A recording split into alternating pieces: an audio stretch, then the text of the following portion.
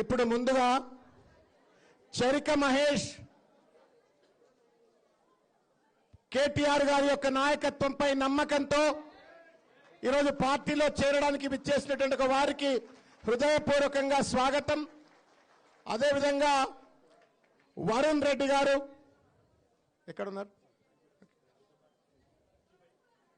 తర్వాత కిరణ్ కడపాక గారు senior advocate, సంగీత గారు బీజేపీ షేక్పేట్ డివిజన్ మహిళా అధ్యక్షురాలు,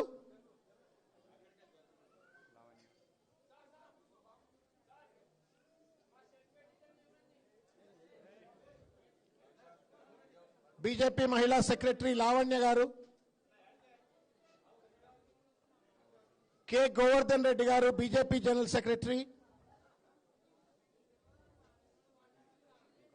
సుంకరి భాగ్యమ్మ గారు,